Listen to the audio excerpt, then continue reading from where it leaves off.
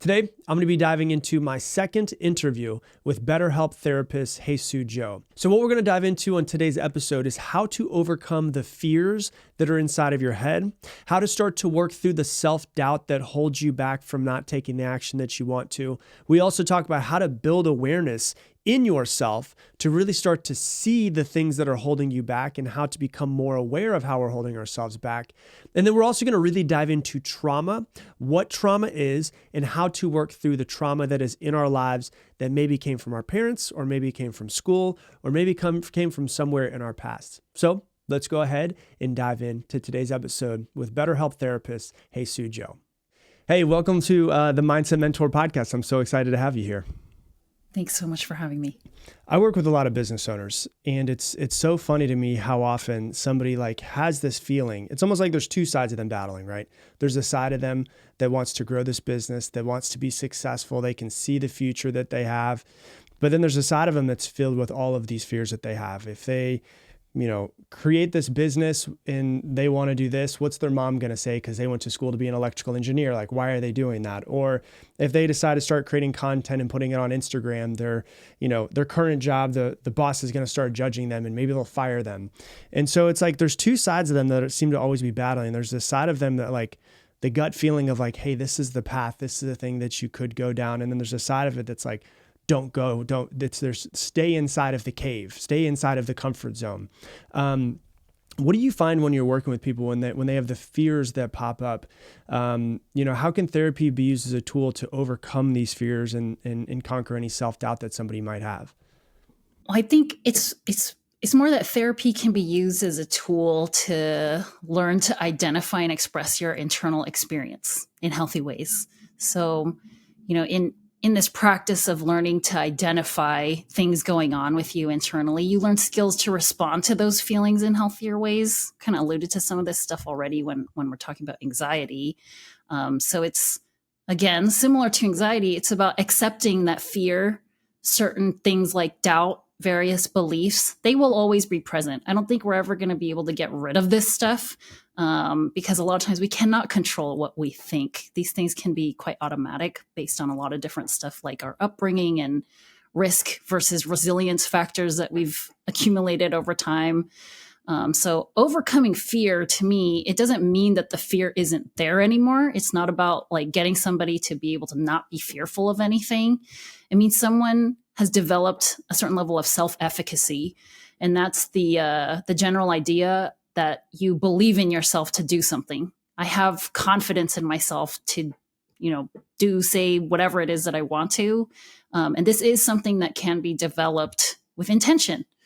And people that do things like spring into action in order to try to resolve some kind of problem, these people are not free from experiencing things like self-doubt. Of course, they experience that kind of stuff. I think everybody does, but they generally have a level of belief in themselves that something fruitful might occur.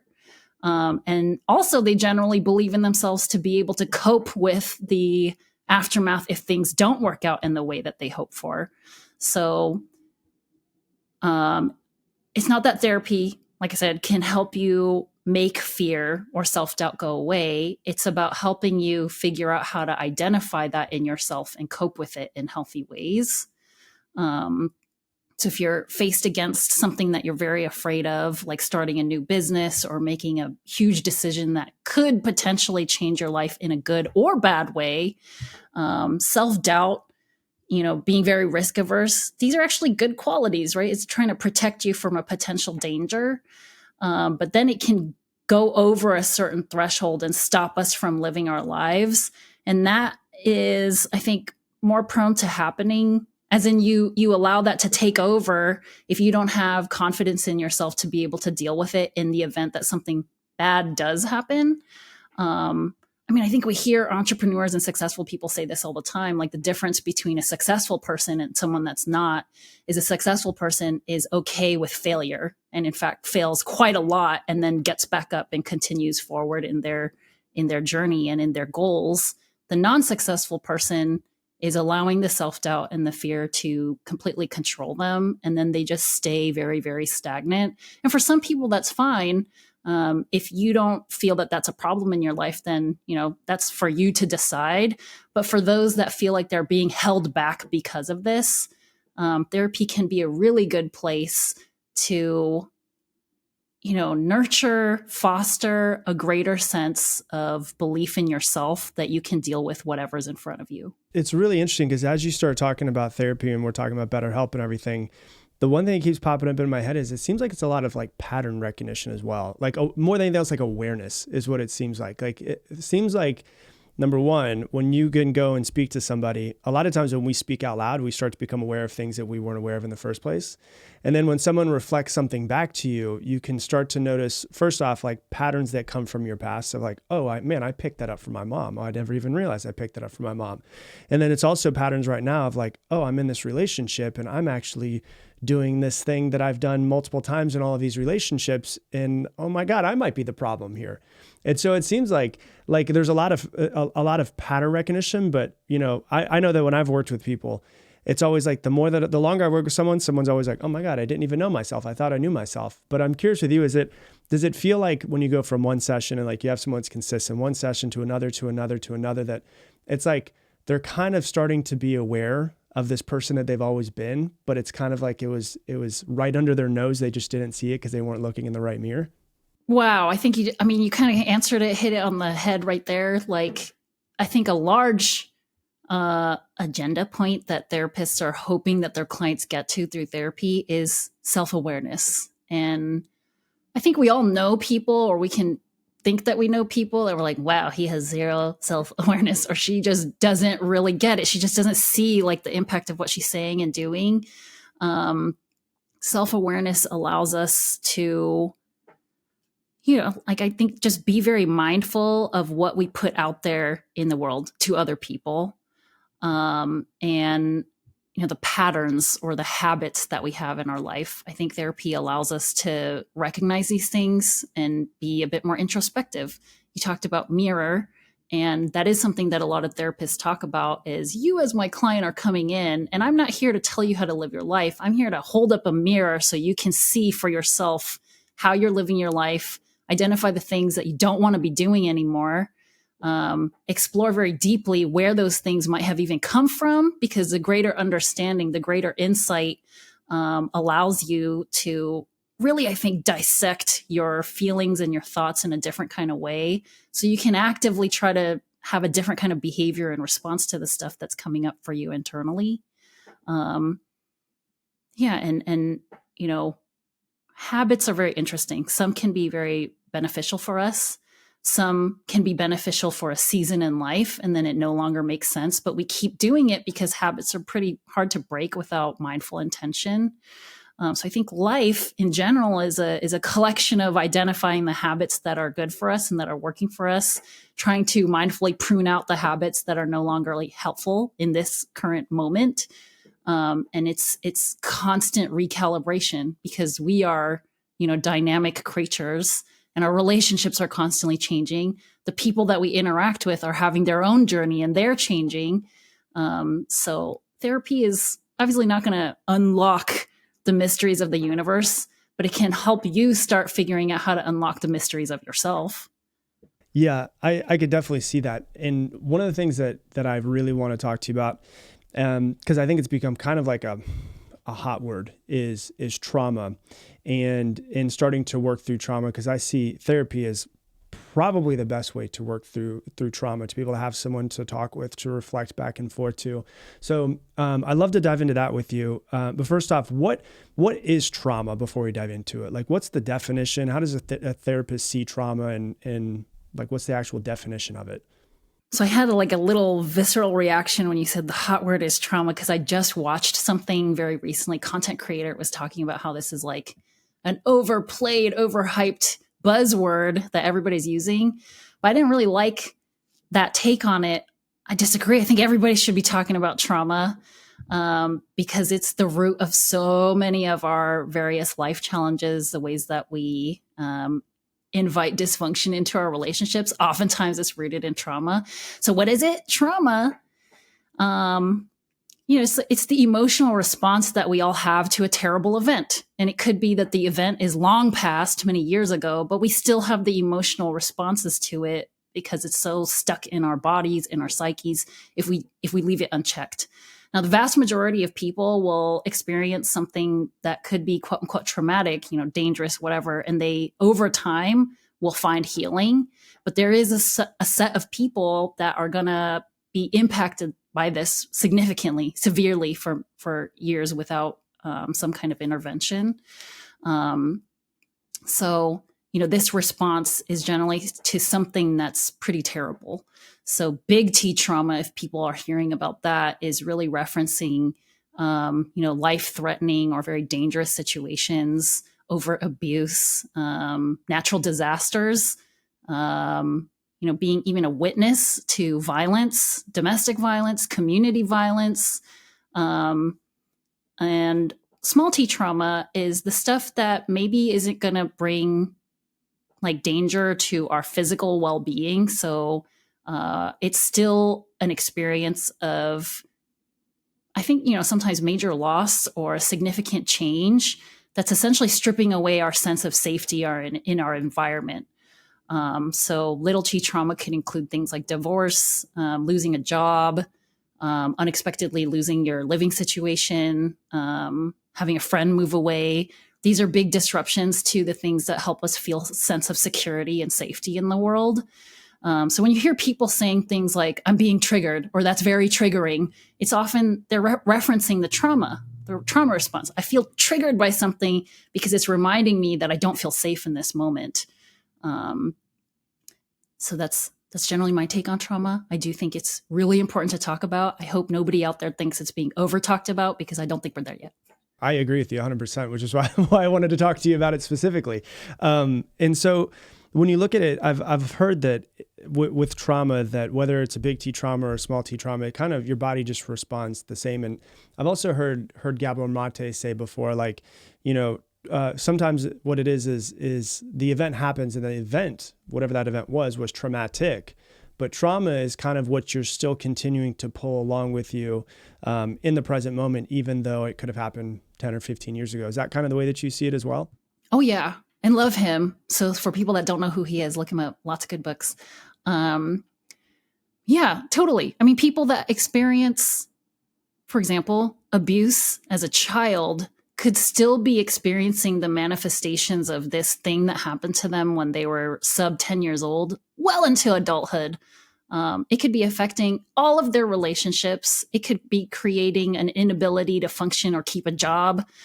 So I very much agree with that and observe it all the time. Yeah. And how does therapy help with trauma? Where if some people I think are aware that they have trauma. I think some people, and they want to work through with a therapist. Some people I think are unaware that they have trauma, and maybe therapy can help them become aware of it. But how does working actually one-on-one with a therapist for, consistently actually help someone overcome and, first off, I guess, become aware, but then also overcome and work with those traumas?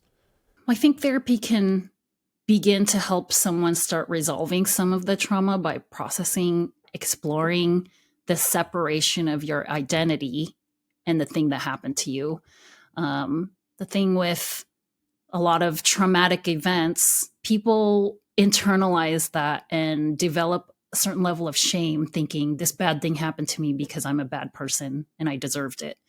And when somebody's walking around the world with that belief about themselves, it's certainly going to influence the way they talk to people, the way that they assume other people think about them and feel about them. And then the self-sabotage stuff comes up in great waves. So when you're in therapy, awareness, I think, is certainly one of the first steps is finding, understanding that this thing that happened to you, or a series of things that happened to you, has stuck with you. And for a lot of people that are having trouble with that, it's because they are, like I said, internalizing it, making it about them, thinking like, this feeling is never going to go away because I'm such a bad person. So in therapy, it's an exploration, or it can be an exploration for people to see that they're not at fault. It wasn't your fault. And we all know that logically, Of course, it's not the fault of an 8-year-old that an adult chose to do this or chose to neglect them in some way. But sometimes you need a lot of intentional work with another person that's holding up that mirror to you to help you really absorb and accept the reality that it wasn't your fault. And it helps you connect your current trauma responses. So, trauma responses are like the ways that we respond to different triggering situations, circumstances, people that bring us back to that space of feeling like there is no safety out there. So in therapy, you can start connecting these current behaviors that you have to what happened and how that stuff has really stayed with the core of who you are so much that you've integrated it into your identity, or at least you might think that you have. And then I think it's about relearning how to exist in the world without the idea that bad things like events or series of events will repeatedly happen to you unless you do such things to prevent them. So a lot of people that have unresolved trauma, they're going to have manifestations of this in different ways in their behavior. So, some people are not going to be able to sleep very well, or they experience hypervigilance in all kinds of spaces. They push people away. They're avoidant of tough conversations. They avoid certain areas that might trigger them. All this stuff that's making it very difficult for them to function and have a fulfilling and happy and healthy life. One can expect when they're going to therapy because they've finally recognized maybe that they're having some kind of challenge with this, that it's going to be hard. It's not easy. And that's, I think, part of why a lot of people are resistant to doing therapy in the first place, because they've convinced themselves that they're doing just fine by continuing to repress all this stuff. But ultimately, I think that's causing more dissonance for people, is kind of having some slight awareness that something is off inside, but still just going through the motions of life and not really feeling like they can live authentically. I think this is what often causes a lot of distress for people and overall dissatisfaction with their life. So the hope is that somebody in therapy is really dissecting themselves to get to an understanding of how this thing has impacted them, how it's showing up now, and what they can be doing now to really actively shift the ways that they behave in response to all this stuff. You said something that I'm really curious of, and I know that a lot of people learn when they hear different examples and they go, oh, that makes sense. I did have that when I happened as a child. But one of the things you said is something along the lines of like the parents could be in a fight or they could be yelling at them, whatever it might be. And the child thinks I did something wrong or that I'm a bad person. So is that a common thing? And could you give some examples of like how something could be happening around a child or directly to a child when they're, young, under 10 years old, and how they could take that circumstance? Like, what are examples of a couple of circumstances happening around them where they take that and say, oh, it's because I'm a bad person or because something is wrong with me? Yeah, I mean, I think sometimes we might think or try to dismiss like this thing that happened to us as a kid. It's like, oh, that's not a big deal. It's just like a small incident. But reminder to the adults out there that had something happen to them as kids. When you're a kid, it's not small, your entire world generally as a small child is what's in your house, what's in the small radius of where you live, your school and family. And so any kind of event that's emotionally charged in the positive or negative direction is going to be quite significant for a small child that's still learning the world, exploring existence, and shaping their worldview. So, it's definitely impactful on kids. For example, if dad forgets to pick you up one day at school and you're sitting outside of school until 6 p.m. and secretary comes out locking up the office like, oh, your parents still aren't here to pick you up. Maybe it's only happened once, but this can leave lasting impressions on people. And I know it has. It's something I've encountered several times. Some example like that, where it's this one thing that happened and their body is shocked by it. They internalize that and think that they can't rely on anybody, or that the thing that they were expecting, the person that they had expectations in, is going to fall short in some kind of way. I think I may have forgotten the last part of your question. So that's perfect. That's one example of that. I think that happens with a lot of people, where maybe a parent And that's a good point too, is like neglect doesn't have to be like you weren't fed. It could also be like there could be a little bit of like that felt like emotional neglect, and there was safety that was taken away if a child wasn't picked up. And so what are other examples of like so different circumstances that can happen for a child where they think this, it's not my parents' fault, it's my fault, or I'm bad, or I did this wrong. So like, what are other examples of that's, I think that's an amazing example because people probably would never have connected that. Oh, my dad just forgot to pick me up. Not a huge deal. But like, are there other examples you can think of that are pretty common that you see that pop up where children see something happen to them, they say, oh, it's because I'm bad or because there's something wrong with me? While I'm thinking of examples, I will say, children, generally, if you've interacted with any, are quite pure. They haven't quite learned the ways of deception or manipulation yet. And they generally take things for face value, what's presented in front of them. And kids that are being raised by their biological parents or whoever is raising them, they're going to put these people on a pedestal. My mom and dad are perfect. They're wonderful people. And for whatever reason, we are hardwired to yearn for their love, their warmth, their acceptance, their touch. And so when kids don't get that, it makes sense to me for a small kid's mind to interpret that as though something is wrong with them, because it's so difficult for a kid to say and to even believe, my mom did the bad thing because she's bad. Nobody's going to say that about their mom as a small child. We all really, really put our parents on a pedestal. And that's a side note, but that's part of what happens for a lot of people in therapy too, is the realization that, oh, my parents are just people and they also have trauma and they had unresolved things that they ended up bringing into my upbringing, whether intentional or not. And sometimes it's, this huge thing in terms of revelation for somebody to see that, okay, they didn't always know what they were doing. And now I can, overcome this feeling of resentment that I had against them for such a long time. So anywho, it does make sense that a kid would interpret something that happens to them as, the only way I can make sense of this is that bad things happen to me because I'm bad, so I must have deserved it. Because my mom would never do anything bad. She's amazing. That's how a lot of kids are going to think. So some other examples, or some real life, I'm trying to think of generalized things that a lot of people would have experienced, like not being picked up from school, I think is a pretty universal one. I'm just thinking back to school in general. It's like you go on a field trip and your parents forgot to pack you a lunch. And so then you feel like the odd one out at the field trip. That can be a little bit traumatic, I think. What about yelling at children? Obviously, like, I'm not a parent, so I can't tell anybody what they should and shouldn't do with their children. But I remember, number one, I've been in places before like Walmart, and I'm like, oh my God, when I have children, I won't speak to them that way. And I've seen that happen before. But I saw a quote the other day, and it says, when you yell at your children, they don't stop loving you, they stop loving themselves.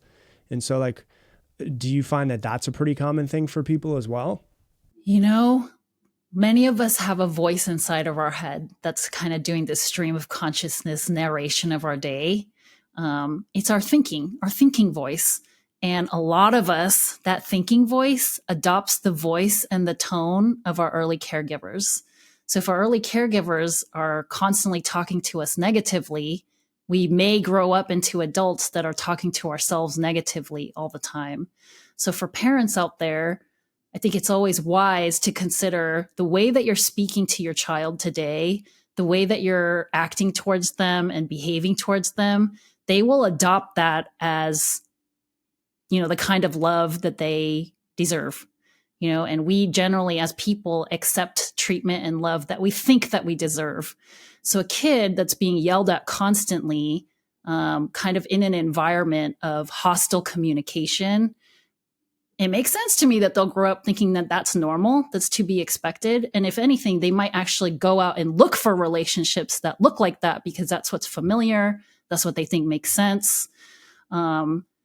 All is to say, I do think it can leave a lasting negative impression on a child if they're being yelled at on a regular basis like this.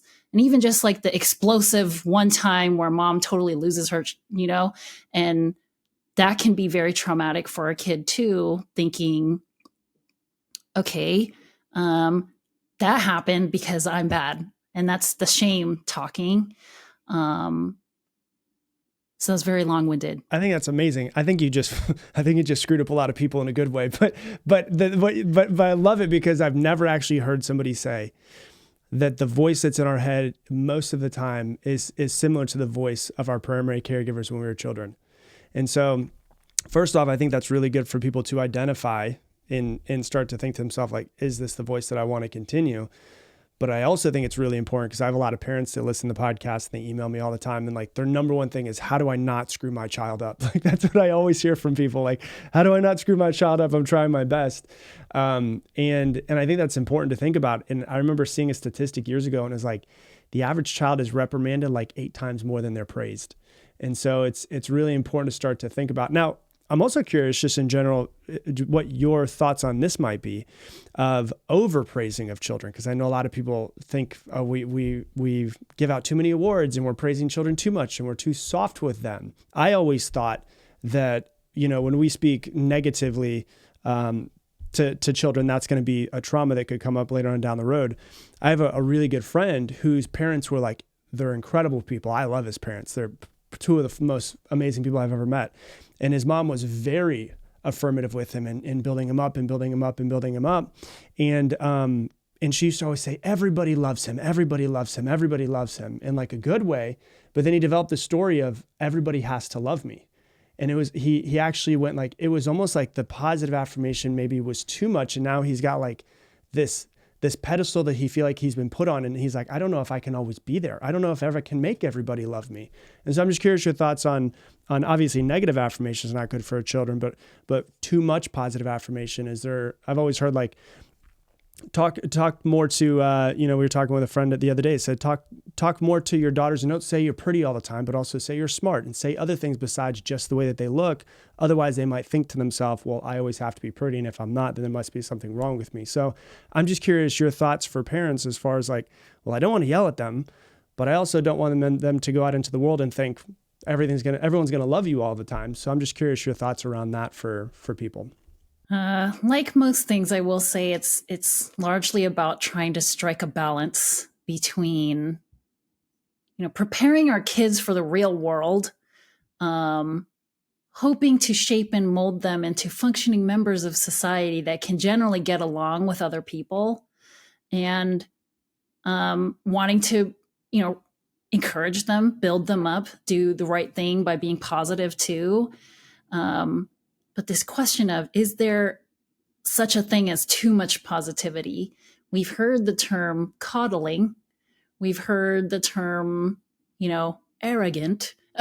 These kinds of things come from somewhere. And now I'm hearing another phrase, toxic positivity. I think that's kind of related to what we're talking about here. Like, ultimately, most of us that have lived some life understand that we don't always get our way. We don't always get what we want. We don't always get to interact with people that we really, really click with and enjoy spending time with 100%. In fact, sometimes we have to work with people that are a bit unpleasant to us personally, and people that are unprepared to be able to tolerate any kind of distress in their lives are going to struggle quite a bit, So I do think that perhaps there is maybe something of too much positive, because then it's not really reflective of the real life experience that your kid may have. Of course, it's great to build up a child, raise them up into an adult that loves themselves, that respects their choices and their judgment.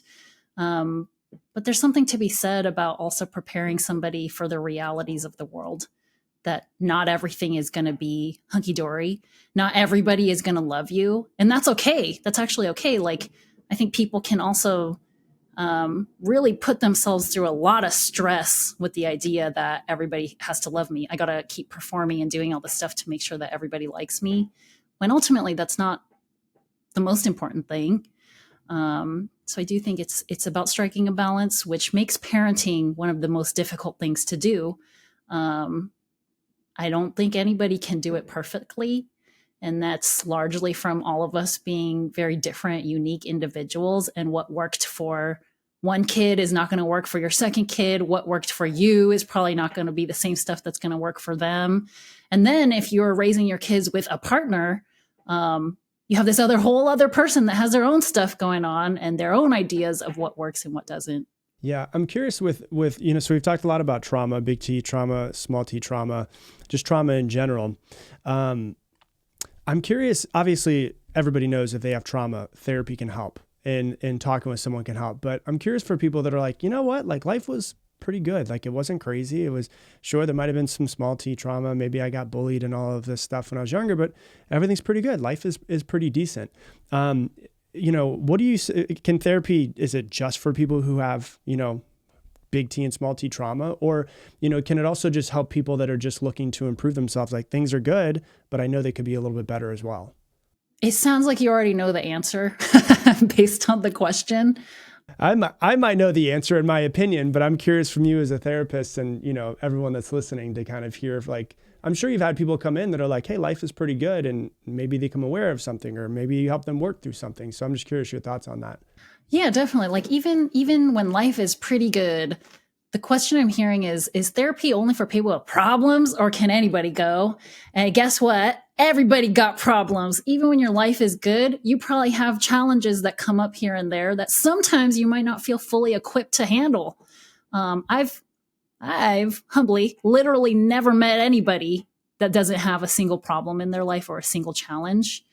And anybody that claims that they have none, there's a significant issue I've just identified, which is denial. So all this to say, I think therapy can be beneficial to anybody if they're considering that they want to try it. I think that's enough to do an exploration of what it could bring into your life. Of course, it's a great option and resource when you are feeling like you have a significant challenge or a problem that you're trying to get through. But even if you don't have something like that going on in your life, bringing it back to the analogy of the athlete, I think it's always a wonderful thing to be training our mind in this way on a regular basis to bring strength to it, wisdom, compassion, kindness. I have so many analogies for this stuff, like we all have been conditioned very well to go to the dentist twice a year, and our insurance covers these cleanings because even the insurance people know if we have regular cleanings, regular checkups with the dentist, we are preventing a root canal down the road. We are preventing a much larger procedure that insurance may need to cover. And so it's about, healthy maintenance and checking in to ensure the health of our teeth. And so similarly with our mind, even if you don't have any pain in your mind right now, you can think of it like going into your dentist cleaning, right? It's like we're going in for somebody to check things out, for you to have a better understanding of what's going on with your overall health, your overall oral health or mental health. So I do think therapy can be super beneficial, even if you don't have a significant issue, because chances are if you're considering it, there's something inside there that you do want to explore. If you're not even considering it, then that's that. Yeah. And what's the, I know you're specifically with BetterHelp, but what's the best way for someone to start who is kind of considering it or to start exploring those options? Yeah. For somebody that's just interested in BetterHelp, they can go to the website right off the bat to start exploring, peeking around what kind of information is there. It's also in the App Store and the Google Play Store. But for somebody that's like considering therapy on a much broader scale, I would start with some research. If they're listening to this, then they have access to a connected device. And that means they also have at their fingertips access to the knowledge of the world. So you'd be surprised at what you can find out there now just by Googling some of the symptoms or some of the things that you've been experiencing. So it could be like trouble sleeping, loss of appetite. Just putting that into a search engine is going to bring up a lot of stuff now because, something I appreciate about today's modern world is that a lot of people are talking about mental health. There's so many content creators now in general, but now there's this growing world of content creation around mental wellness, mental health. And I think that's because it's universal. Everybody experiences this stuff. And so you have so much stuff in terms of access to knowledge that just didn't exist out there as recently as maybe 10 years ago. So if you're just curious, you're sitting on some fence and you're not really sure which side of this fence to be on, Another thing is to consider what's on either side of this fence that you're sitting on. On one side of this, you're continuing in your life as you are now, no changes, and maybe that's safe.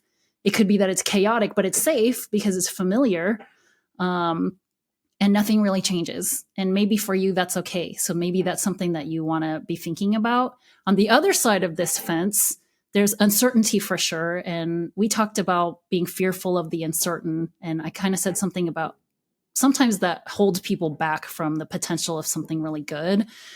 Uncertainty brings up, skepticism, fear of poor outcomes, fear of things getting worse. But it also includes a possibility of a healthier, more fulfilling life with richer relationships, and better overall function and wellness. So, you just want to think about like both sides of this fence. What are the risks involved? What are the potential benefits involved by hopping over to either one of these sides? If that side of the fence where nothing changes and you don't try something different, if that's a place that you cannot see yourself thriving, if you cannot see yourself growing there and that's something that you would like to do, then my encouragement is just to hop on over to the other side, the uncertain side of the fence, to check it out, because you can always hop back. Nobody has to stay in therapy forever. That's generally not the idea anyway. And if anything, you can try it out and find that you don't like the current therapist. You can change therapists, which BetterHelp has, aimed to make very easy, because in a lot of settings, it can be very difficult to change providers. So all this to say, like, whatever you end up deciding to kind of nurture this curiosity or this exploration, you can expect to have to do a little bit of research, a little bit of legwork, meaning taking ownership and having an active part in your own journey and taking responsibility for yourself. That's awesome. Well, I appreciate the conversation. It's been fun to sit down and talk about therapy and about mindset as well. And so I appreciate you for being here. I appreciate you for sharing all your knowledge with everybody. Yes, my pleasure. Thank you so much for having me again. For having me. Thanks.